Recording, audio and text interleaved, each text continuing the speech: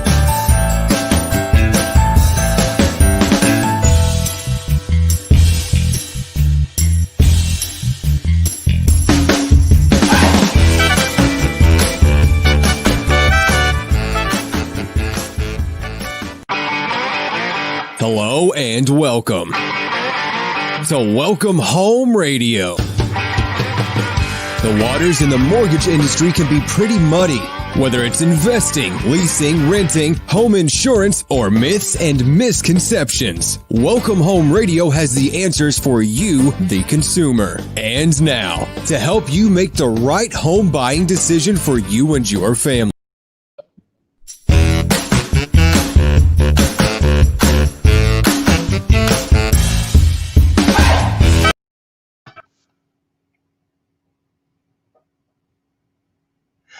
Welcome to Welcome Home Radio, where real estate lending and learning come together.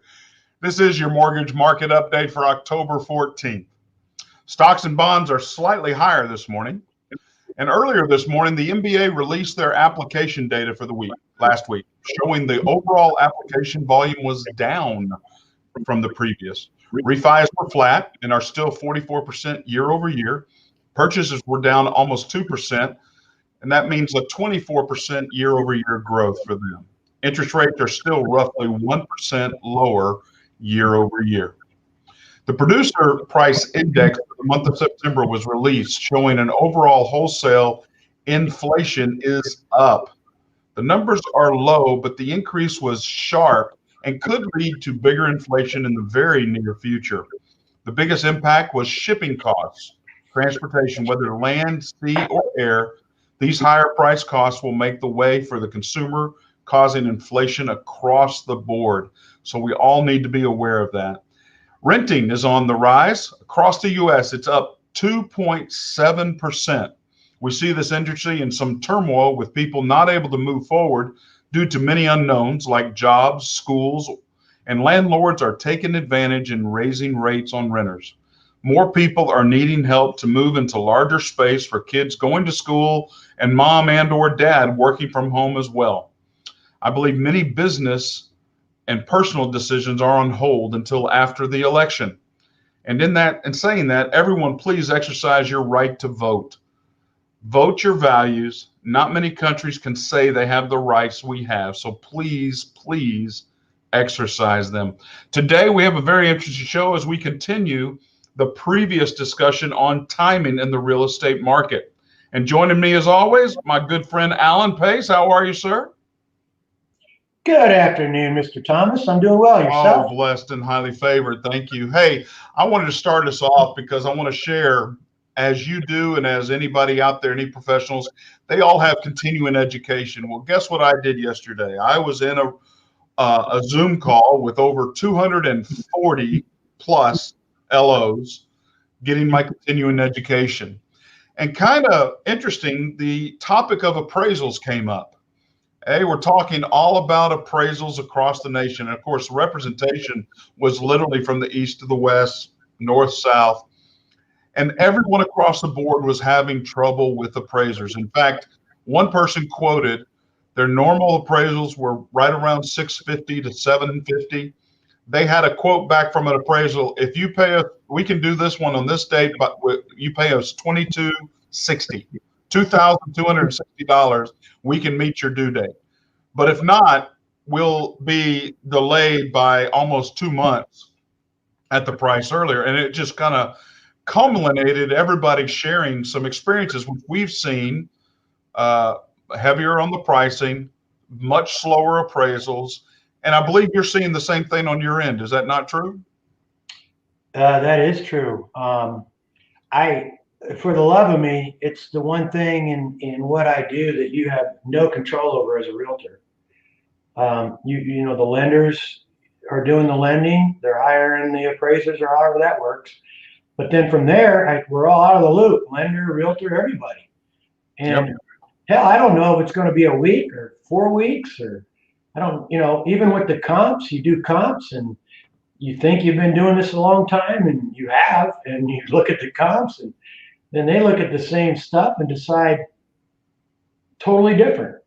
And it's just frustrating. So if the appraisal comes in really low, that's good for a buyer, but it can also be devastating for a buyer if the seller doesn't want to move that much. Yep. They've just wasted the money for the inspection, the money for the appraisal, the money for the option period. You're talking, I don't know if the appraisal gets charged or not. You can probably say that, but bottom line is the seller's out, hadn't been showing the house for 3 weeks, 4 weeks, whatever the heck it is. So it's a lose, lose, lose, except the appraiser just gets their money and they move on down the road like no big deal. It's just frustrating. It is very challenging. And as we're talking about timing in the industry, the appraisals seem like, due to the increase in refinances, they are somewhat taking advantage of the network. Now, as you were talking about, lenders order the appraisals, you guys order the inspection, but most people do it through two means of methods. One, if you're a broker, you have what's called an AMC. That's an appraisal management company you go out to, and they manage multiple appraisals for areas and they go forward. Others we already have contacts and zip codes, and we have, I think, somewhere in the neighborhood of 5 appraisers signed up with our firm per zip code.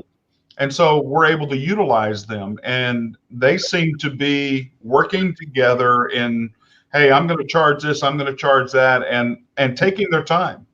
So it's really our job to stay on top of it, but making you aware of those situations, making you aware of how long, or, hey, we can do it quicker, but here's our rush charge, or here are our rush price, and it goes up. And so it's been really interesting that it's affecting the industry, and that there is not a overall CFPB type that takes care of you and I. They oversee us and watch our etiquette. But that group that really monitors the appraisals, I kind of wish Tom would be here early. Maybe we can go back to him when he gets on to ask about that, because it is concerning, especially with 240 loan officers, almost all saying the same thing across the nation. It seems like somebody's flipped a switch and says, it's our time to get paid. Let's all do this. And I'm really shocked by it. But I don't like the fact that you can pay extra to get a hurried up appraisal, for number one. I don't like that. I know there might be a reason to do that sometimes, maybe for a military person getting deployed, maybe for family sickness reasons.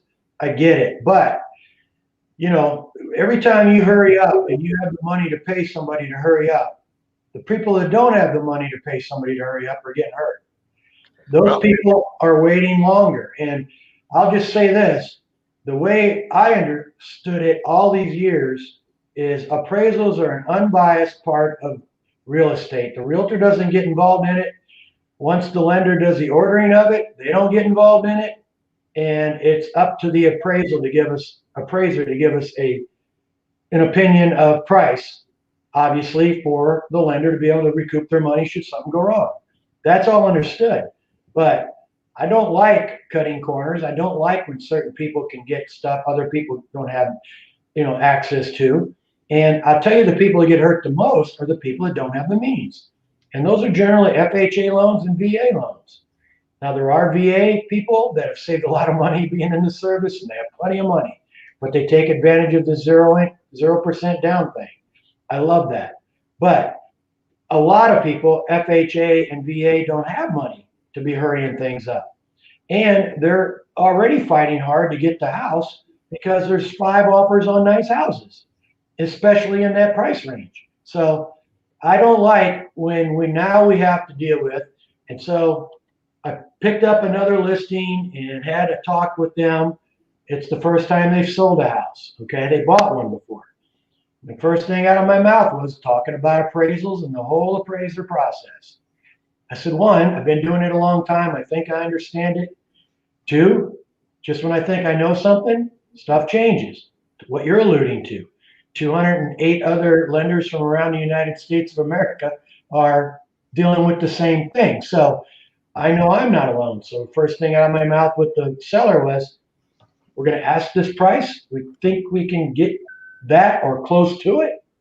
If we get more, great. If we get a little less, we'll get there, but you can't get what you can't get if you don't ask for it. So that said, we're coming up to that time now, and we'll see what happens, but it's totally, to me, it's a little unbalanced right now.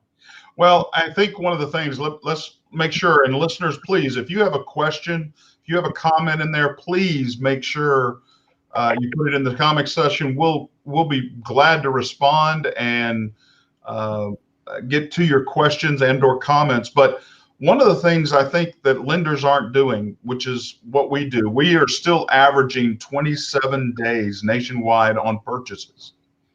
But that's because we prioritize purchases. Refis take a back seat. And if we have an appraisal that needs to happen, again, we focus on that one for purchases. Refis can be pushed back.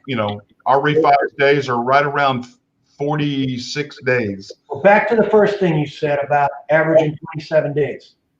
A few years back, I'd have easily went up to anybody and said, listen, lender averaging 27 days, Today, I don't do that. It's just another thing, like you can't promise what you for sure can't deliver. Now you guys are averaging it. That's a fact. That's like sold data. It's a real number. But going in to the beginning of the process, I don't do that anymore. I stay in my lane. I'm a realtor. I find them the house. We go over all the situations. I give them a general idea that it's about 30 days for a buyer to get the money to buy the house that we're selling, or vice versa with the buyer versus the seller.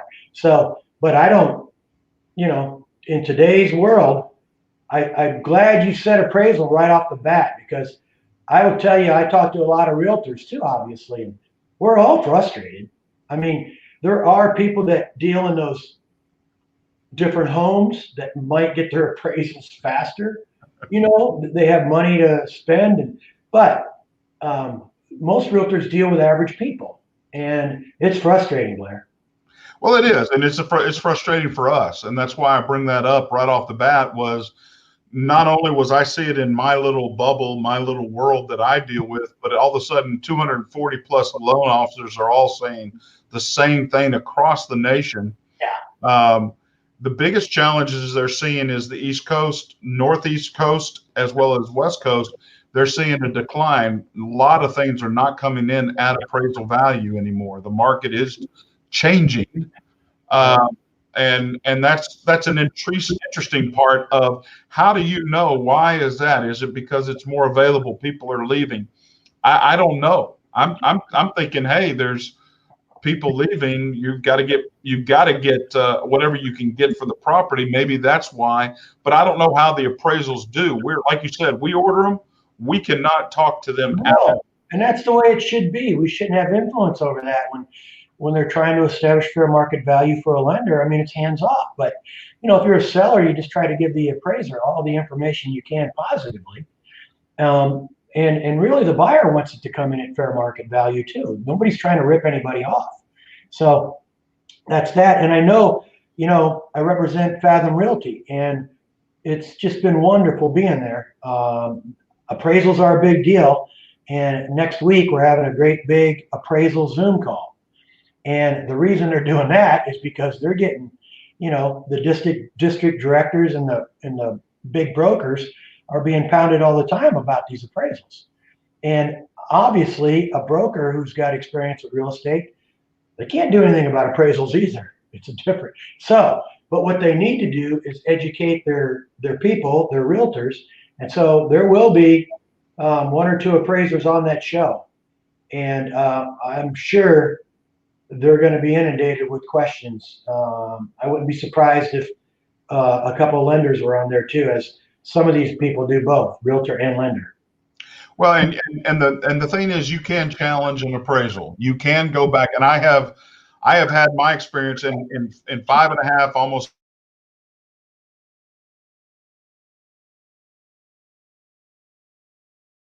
6 years, opportunities or changes to the home, updates to the home that they did not catch.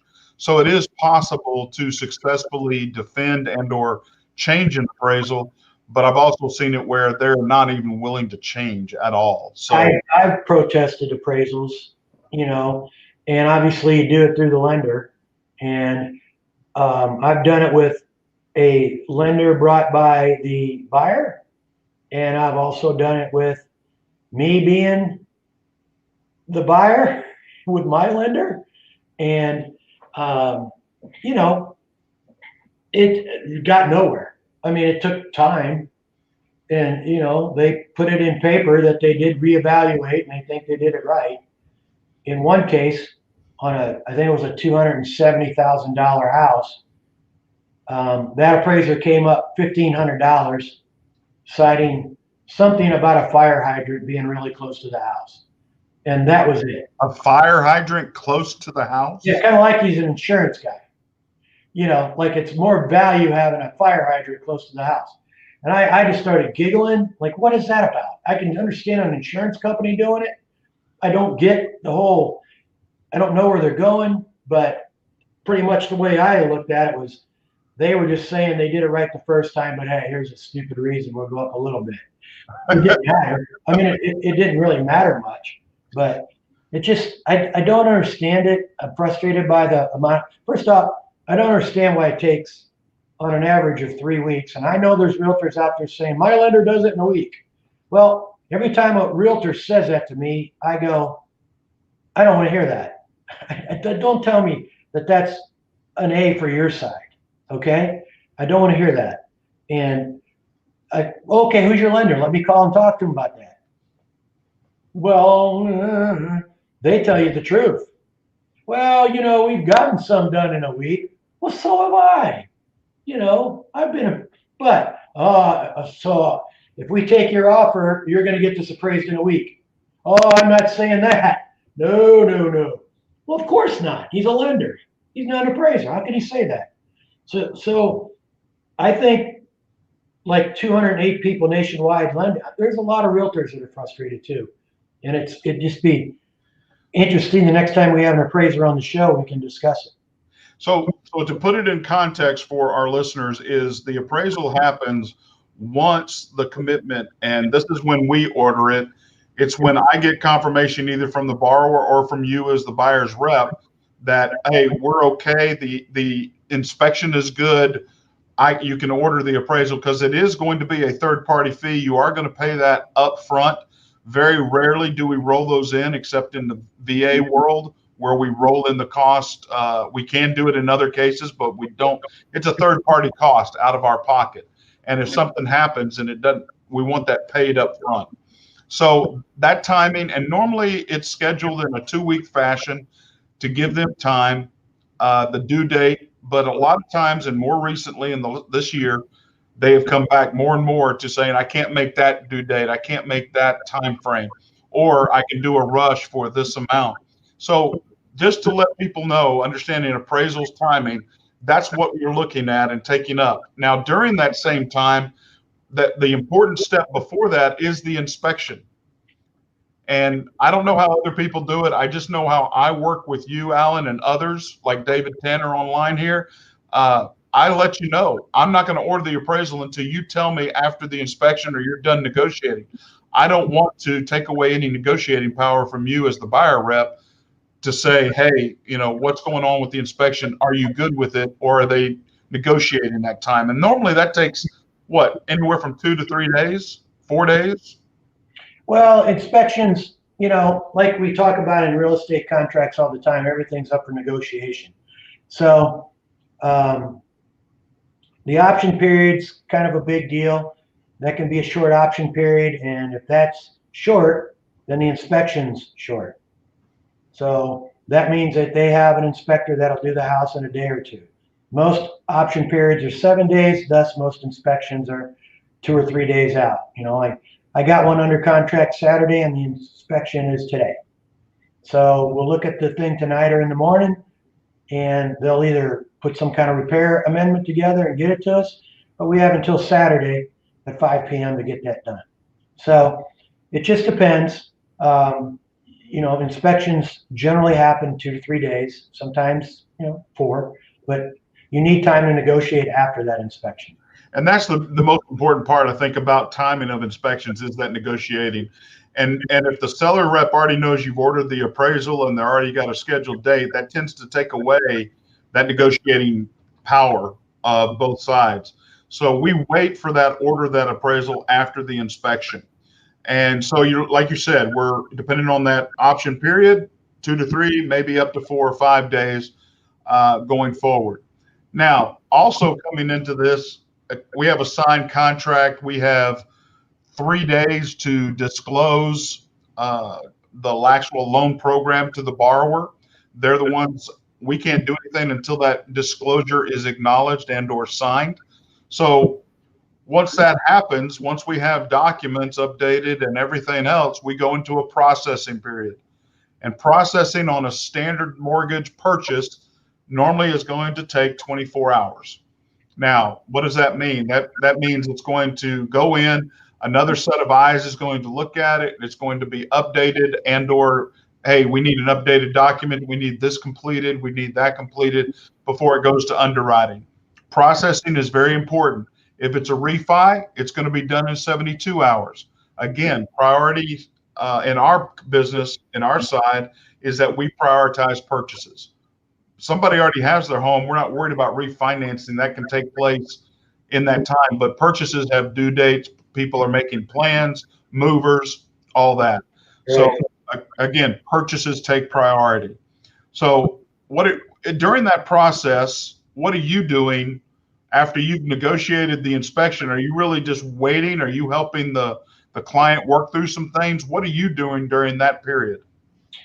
No, well, there's a couple. Every transaction is a little different, but in general, you've done your work for now. You get out of the way. You answer questions. They might have questions about movers, or maybe you're working with them to purchase another home. You might talk about that.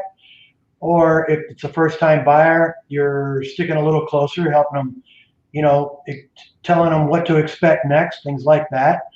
Telling them that your lender or me have no control over this appraisal process. I can't tell you if it's going to be 10 days, 15 days, or 20 days. I can't. But in general, it could be in 2 days or it could be in 15. So it just depends on your buyer or your seller. Everything's a little different generally. But no, one of the things I always strive to realtors, especially the newer ones, is stay in your lane, do your job. And I'll often be right in this office. My wife has an office right next to me here. She always says, she hears me say to my client, okay, it's time for us to get out of the way and let other people do what they need to do. And it's true. You can't do it all. I'm not the lender. I'm not the appraiser. I'm not the mover.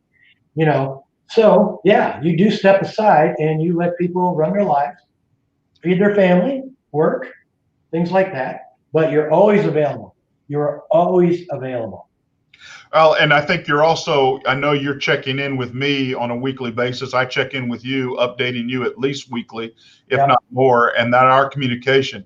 And I also see that you have, hey, if you're dealing with a buyer, you're also possibly in times you're dealing with the sale of a home as well. So you've got those things running parallel at the same time. You do, but there's still a period in there where you've done what you should have done. Yeah. No. Everything signed, it's been inspected, it's in your hands. The lender is doing their thing now. You've got things you got to do. And then, of course, we haven't even brought up title. They're down on the list here. They have to assure clear title. They have to do tax information. There's tax certificates, things like that. So that's things that, David and me, we don't do. We're realtors. We fill out paperwork. That's what we do. Negotiate those contracts. Yeah, and then you're also kind of a consultant on the side. You stay in touch with lender, you stay in touch with your clients, you answer questions from the other agents. Yeah, you do that. But that's not all time consuming. Most of it is, okay, we're out of the way now. We did our part. Let's appraise this thing fairly. Let's get our lending done. Let's average the 27 days. Title, I don't care how damn busy you are. I need a slot Thursday at 2 o'clock, 9 o'clock. We're flexible on Thursday, but I need a slot. So you're doing those kind of things always in a busy market like it is. And so, yeah, you really, other people have to perform too. Just like if David and I don't do our jobs, there's nothing for you to do. Yeah.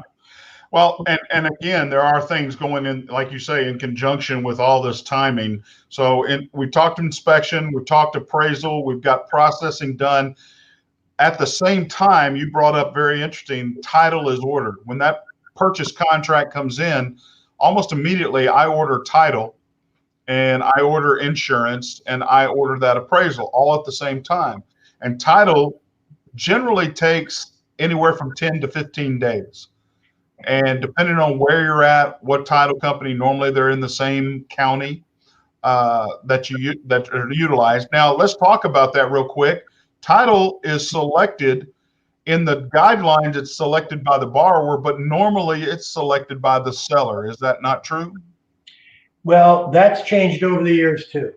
And you got to be careful here with the way you word this, but so many title companies are now, their branch is a door away from the realtor company, So again, those two are supposed to be kind of separated at the hip, just like, a lot of things, but there's arguments for both sides of it.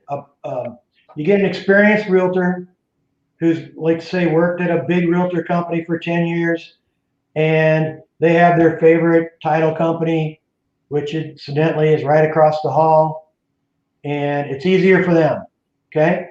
But you're on the seller side, and the contract says the seller is going to pay for title insurance, then you certainly come back and say, well, listen, we'll go with your title company if you guys want to pay for the title insurance. We're cool with that. That'll save my client anywhere from $1,500 to $3,000, depending on the price of the house. So yeah, we'll go ahead and do that. But no, I generally, if a seller's selling a house and they have a title company and I recognize that title company, I've worked with that title company, I generally don't have a problem with their title company because most of them are good. It's what I truly feel. But when it's demanding, you get that realtor who's, well, I've been doing this and we're going to do that. Well, listen, the only way that's going to happen is if you're going to pay my title insurance for my client. Then the seller says, okay, we'll use your title company. That's one way I might make an exception. The other exception would be if it's a crappy market and you can't sell a house for nothing. And all of a sudden you get a contract and the buyer says, I don't want to use your title company. I want to use this one. Well, you're certainly not going to get in the way of your buyer getting a contract because of title. Sure. So at that point, you're like, oh, yeah, okay, but only if it's a good title company. Still, though, if it's a bad title and you've had a bad experience, you owe it to your client to let them know that before they sign anything. And then you have to talk with the other agent. And then you have to talk with the title company. But so there, in general, it hasn't been like that in Dallas for quite a while. And I will say this too, new realtors, inexperienced realtors will just whatever. They don't care. They just want to get the deal done, I'm sure. They get a deal done. And I've never done business that way. You know that. You've heard from my clients. That's not how I do it. So, and you've heard it on this radio show. So my point is it's always the client first. And realtors, I don't care if they've been around 20 years or 5 years. We all represent somebody and we need to do a good job for our client. Not so much how many deals can I get for this title company compared to the rest of my office. Sure. Or things like that. So it's just a little bit mixed up these days. I think it's a little too close for me, the way title and real estate get together now. And you'll see some companies have title, real estate, and lenders right in the same building. Yep, you do. And you might want to question sometimes those things. But taking that in, title is ordered at the same time as appraisal, at least by me, as well as insurance. And so timing of that, title is working, taking their 10 to 14 days to do their job. And all they're doing is they're looking for a clear title.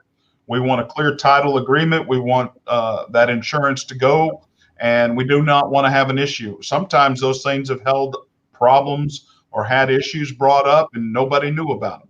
But that's why you do it. And then finally, we're going into underwriting. Underwriting for us on a purchase is 24 hours. Now, normally a normal loan process, it goes to underwriting, gets a conditional approval. A conditional approval means there's conditions along with it. We need updated documents, or we need this explained, or we want this understood, or we want a verification of employment. So those sorts of things. I've never had a dispute over a title company, and Alan's right. If we know them. Yep, that's true. Thank you, David. Thank you for that comment. So again, underwriting is looking for that conditional approval. We get the conditions back. Now that can be anything from a simple LOE, an updated verification of employment, updated bank statement or pay stub, any of these certain things. Or it could be, hey, we've got to get title in and it's being delayed, or we have to wait on the appraisal. So those things have to come together, and then it's another 24 hours for underwriting to get the clear to close, CTC, which we all look for, we all want. And so underwriting is on demand. It's generally purchases 24 hours. It's 48 to 72 for refinances for us. So again, that's that timing. Now, once you get clear to close, we're back into what's called our closing department. And normally they require a 24-hour period to get docs. And what that means is they get with title, they negotiate, and they want to get out a great doc or closing document. And that has to be out 3 days before closing. Now, sometimes we're able to fudge that. We get something out there, and then it's adjustable after that. But normally that's a 24-hour to 48-hour. So while you're on this subject, clear up for anybody listening, including, David and myself. It's my understanding that every day on the calendar counts except a Sunday for a for a 3-day advance notice. Is that true? Federal holiday and Sundays. Okay, good. Saturdays count. Saturdays can count, yes. Okay, because there's mix-ups on that sometimes too. But it cannot start on a Saturday. Right. It can only start during. Champion what? Oh my goodness! The face mask, the eye gear, everything. Where are you? I'm safe from you today. That's a good thing. I'm wearing double protection today. Well, why am I thinking like, who loves you, baby, right now? I think it's time as well. Right in the middle. Well, I tell you what, once you get glasses on and then you put this on, it's like everything kind of gets depth perception and hello. I'm teaching today. I'm teaching my first live class of loan officers today at Champion School of Real Estate. The first one they've offered here in the Dallas-Fort Worth area for those people wanting to get licensed. So, at 75% open, you're ready to go. Well, it's more like where the class size is at about 25%. But we've got a couple of them going. We went from 1 room to now 2 rooms, so I get a room. So we'll go to 3 rooms. Are you on both Zoom and live? No, I'm just doing one. The Zoom class is, the Zoom class is more like 110 folks. It's being done out of Houston. Well, Dave Tanner thinks you need a haircut, but I'm not going to say, that's one of our listeners. So, and I can't argue with Dave at all that it's been a while since I've seen the barber. Hey, we want to go back. We're talking timing. I heard. We're dealing with, and right off the bat, I went to my CE training yesterday. And again, I was with about 240 plus other loan officers across the nation. And it was interesting to me that the same and thing. You did that with Champions. Oh, of course. Always do that with Champions. Okay.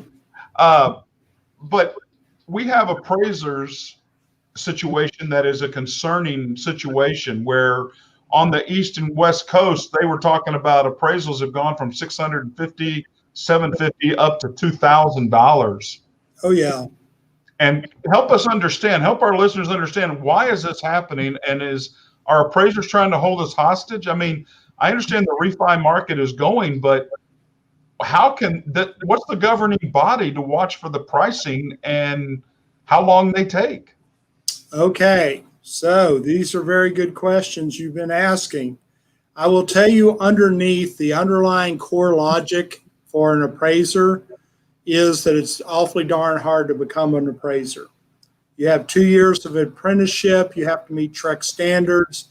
There's literally hundreds of hours that you have to comply with, in addition to showing 2,000 of field hours to get fully approved as an independent appraiser. So who has to oversee this? Well, first off, you have to find a sponsor. Why would I want to sponsor you knowing that after I've done all this work and I've helped you with all this, that you're going to go somewhere else?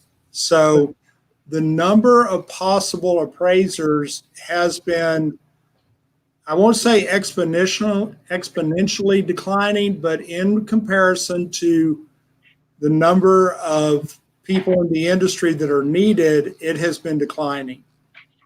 So this is a supply and demand issue more than anything else. And simply put, with TREC the way they are and with the way we're going through these processes, we're not seeing enough people come into the industry to be and remain competitive. So already, what am I looking for? Appraisals out in West Texas, it's not atypical to hear somebody charging $1,000, $1,100. East Texas, same way. It's all a supply and demand issue. They will do this typically for less, or they'll do it for less if you're willing to wait a month for your appraisal. But I mean, you know, supply and demand. If somebody's willing to pay me $900 to go out next week, and you're willing to pay me $500 3 weeks from now, or next week, which one am I going to pick? Am I going to pick the 900 next week or the 500? Sure. So there's a limited supply, and as far as charging the rates they charge, only VA and FHA establish you can only go over this much. Well, what I heard you just say was, one, supply and demand. If we have anybody out there that is unemployed or looking for a new career, getting in is good. Go to Champions, go through their appraisal courses, get licensed, and a promising career with the market the way it is. With the caveat that they're not going to make very much money those first 2 years. They don't get very much. You have to pay your dues. It's one of those deals of having to pay your dues. Well, there might be a good answer. You know, if the housing market's going to be held hostage to supply and demand, something got to give somewhere. If they need, that's right. I mean, it's that way everywhere. It's like in the mortgage field. I mean, if you can get a loan officer to answer and call you back nowadays, that's another supply and demand issue itself. Not only inventory for housing, everything is supply and demand, and we're seeing the real estate industry being taxed out with supply and demand issues. Well, and then is it not the FHFA that just charged that 0.5% rate on top of everything else that's going on? Yeah, and most everybody I've been talking to has already kind of pushed that into their pricing, which I was kind of surprised to hear because it's not effective till December 1st. Mm-hmm. But I could see that. I'm happy that they're already doing that. Yeah, it's a risk factor, and what's that risk factor based off of? What they see for next year. Well, I just think if the appraisers aren't being appraisers because they can't make any money the first 2 years, that needs to change. Because we need appraisers. Well, and that's why we see the increase, because if I'm going to tutor somebody, if I'm going to be their mentor for 2 years, to get them, if I do have a lot of business, which they do have, they have too much business, and I want to mentor somebody, I don't want to take a big hit on the chin because I'm doing more loans. I'm trying to make it so it's feasible to pay them as well. Well, economically, it's silly that it's hanging on like this, because generally when demand is high and supply is low, people flock into a business to take Right. advantage of that. Just like we talked in shows past about, we talked about, well, where's everybody, everybody's fleeing the city. And I said, prices are going to be good in the city. People that know how to handle money are doing it. Well, you look at Manhattan this morning. High-tech companies are blasting that area. They're buying stuff up left and right now because the prices have dropped. And they know Manhattan's going to be back. I mean, it's just how the market works. When Right. supply is high, or demand is high, and nobody's there to do it, then generally there's an incentive for people to get into the business. And until that changes, why would anybody get into a business for 2 years and make nothing, and then and then be exposed to, who knows, the market might change. I mean, Right. It makes no sense. You might want to do your magician thing on your camera. I'm an economics minor. I get the economic thing. There, he's finally defuzzing. Yeah. Very nice. Thank you. So again, where do you see this going in our near future there, Tom? I mean, if we've got, are we seeing your classes maxed out in the appraisal school, or is it not? We're seeing, because we are able to, and Trek has now approved a lot of our curriculum online, where they would not do that before with appraisers. Appraisers have so much hands-on stuff. It was always hard for them to get the classwork, the major amount of big hours that they had to do, and so on. And now that the Trek has said you can do some of this virtually, like virtual exterior or exterior interior analysis of home's conditions. You have an instructor go to the home, but they do like I would, which is take their laptop around and say, oh, well, look at the floor, and look at the top of his head. Haven't quite figured all that out, but they have little cameras that they can take around and utilize. And now that is the case, we're seeing more of an influx, but we're still not seeing enough people to. I mean, even after things slow down, we still are not seeing enough people to fill in the gap that's been laid already as far as the shortage. I've just experienced a COVID-19 emergency appraisal thing. So they didn't even go to the house. Really? Really.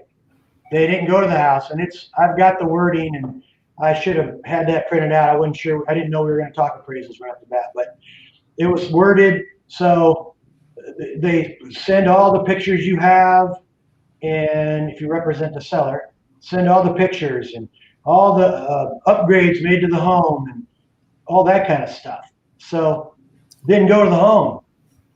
The appraisal got done fast. They didn't go to the outside of the home? Not that I know of. Wow. Well, Fannie Mae and Freddie Mac, these are extraordinary times, and they're doing things of that nature. If the borrower is putting down enough, 20% maybe, if they've got good enough credit score, that's kind of what I might be guessing is kind of one of the underlying factors. Fannie and Freddie have a lot of data on a lot of houses throughout the United States, and they are getting more and more comfortable with the leniency thing. They're figuring if somebody's willing to pay that price, they can see enough online that they're okay and comfortable with a professional, a Trek-approved appraiser that will give them a legitimate value. So I could see that, but that's the first one I've heard about. I looked up the wording. So I have been asked to do the appraisal of your listing at blah, blah, blah. I will be preparing a COVID desktop 1004 form. Therefore, I will not be inspecting the property. The lender requires photos of all rooms. Can you please forward blah, blah, blah? Additionally, will you let me know if there's been any recent updatings, all that kind of stuff. Didn't even go to the property. And the appraisal came in really low, It came in below the sales price? way below. Oops. Yeah. So it's like being, you're the meat guy at Kroger. There's meat there, go get it. I ain't gonna be there. I don't understand it. Now we're gonna get through this. We're getting through it. Okay. But we were talking at the same time while you were gone that people with money that can afford fast appraisals and afford this and afford that, they can get through this kind of stuff. But the people that get hurt are the FHA folks that don't have a lot of money to dare. They don't have any extra money. You're already using 12B in the contract seller contribution, and you're already doing other things. And again, FHA limits the amount that an appraiser can make on that, which is also, they have the right to accept or not accept an appraisal order. Yeah. Now, Tom, if I could, you mentioned something that I think is important that I'm seeing this year for the first time in these refinances for especially conventional. I'm getting probably 65% PIWs, property inspection waivers. That's as you just said, with Fannie saying, "Hey, we're more comfortable with the MISMO data. You priced this. We don't need an appraisal." Yeah. Now, why wouldn't that be a larger impact on resources since most of the time refis can be done that way, but purchases normally you're going to have a required. I mean, it's very rare, would you say, on a purchase? Well, what Fannie and Freddie are saying, we've already got the data on this house. We've already been paid on this house. We've already, had the experience with this borrower to pay this mortgage back based on what they bought it for. So there's an inherent lower risk for them than a house that's changing hands where the seller of the house trashed it and didn't take care of it. And there's, and it needs work, or it's an older house. It's depreciated. Has it depreciated, or have they been able to keep it up to snuff? That's why they go in for a new loan, and those new loans are going to be higher LTVs. The other thing that crossed my mind is, this is not an honest world all the time. And of course, I am, you are, but what makes somebody who gets this question, Mr. Listing Agent, have they done upgrades? Oh, you're not going to visit the property? Oh, yeah. What if they go next door or across the street to their neighbor who has a house that they've been really keeping up to snuff? Take pictures. I thought we were just going to open up Country Living Home Magazine and take a picture. I mean, so this is going to be a train wreck if it keeps up. Yeah, there's Architectural Digest and going in and buying the high ceilings. I mean, come on.